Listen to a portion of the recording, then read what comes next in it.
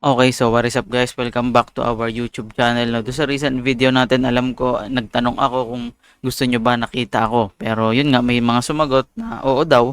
Pero unfortunately, medyo malabo yung built-in camera nitong ating gamit na laptop. So, mas may nabuti ko na wag na lang muna. So, this is going to be, in today's video, this is going to be a two-part video. No? So, I will be sharing a potential trade opportunity dito sa ating cryptocurrency market, no? So papakita ko sa inyo kung paano ko nasabi na pwede siyang i-trade at kung bakit, no? So simulan natin. We are here on the daily chart ni Chainlink or ni Link USDT, no? So kung mapapansin nyo, it looks like a pattern. So anong pattern, Sir Age? No, if we're going to draw here, so this could be our potential neckline, no? This could be a potential head and shoulders pattern. So syempre, hindi naman pwedeng pattern lang. Dapat meron tayong supporting details para makapag-trade tayo. So, that being said, siguro pwede natin itong gawing neckline. We can call this our neckline.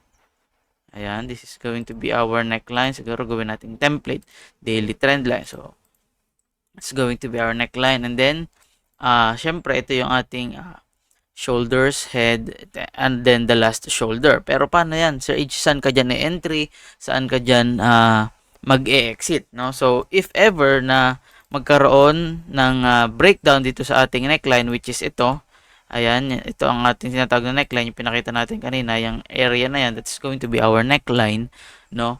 Pag nagkaroon ng breakdown dito, pwede ako mag-entertain ng maliit na short position. So, bakit maliit? Kasi medyo risky. No, hindi naman ako ganun umentry, pero since nagkakaroon na nga ng breakdown, pwede ko rin siyang i-entertain. But again, as a smaller position.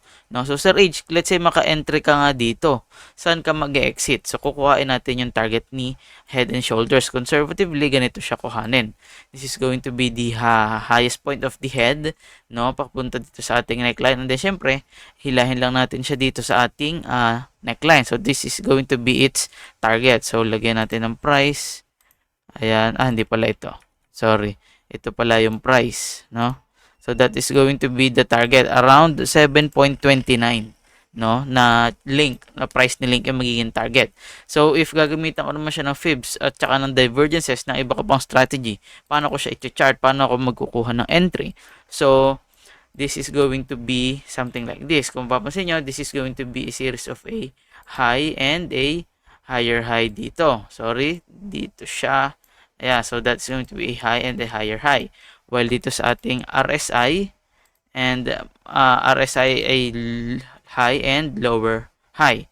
And then dito sa ating MACD, syempre ganun din. Meron tayo ditong high and lower high. Ibig sabihin, nagpapakita siya ng sign of weakness. So, dahil nga meron tayo ditong high and higher high, this is going to be our point to break or dito tayo hanap ng break of structure. And dahil dito, may nakita naman tayong ganito, we can, or for me, it is safe to say na this could be the break of structure na hinihintay natin. So, ang gusto natin, after ng break of structure, gumawa siya ng retracement. So, that's the retracement is going to be this one. So, gagawa tayo ng fib levels from the swing high to the recent swing low. Ayan. So, kung mapapansin natin, gumawa na siya dito ng retracement papunta dito sa ating golden ratio. Okay? So, is that it? Yun na ba yun? So, pwede naman siyang mag-retrace pa ulit, pabalik dito sa ating green area. But again, that is not yet guaranteed na kasi nga nakapag-retrace na siya hanggang dito sa ating golden ratio or dito sa ating yellow area. So, that is the golden ratio. Yung ibang kulay, syempre, hindi ko muna i-share kung ano yan, no? But again, if ito na, no? Let's say ito na, no? Ito na yung ating entry dapat. So, nahuli na tayo. We're too late. Ang kailangan na lang nating hintayin is yung sinabi natin na entry number 1, no? Yung magkaroon siya ng breakdown dito sa neckline. Kapag nag-breakdown dito, pwede tayong mag-entertain ng short position. Pero again, paano naman natin kukunin yung target nitong ating Fibonacci retracement?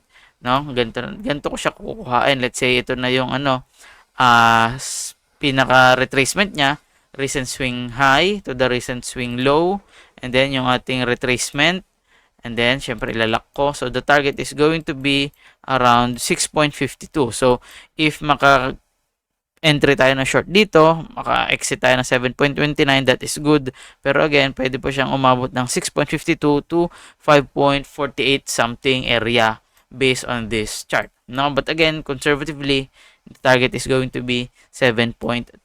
No, so again, if magkaroon dito ng breakdown, ng gusto natin makita, no, dito sa area na to, gusto natin makakita ng volume spike. Kasi kung mapapansin nyo, the volume is, ano siya, parang bumubuelo kasi medyo relaxed siya.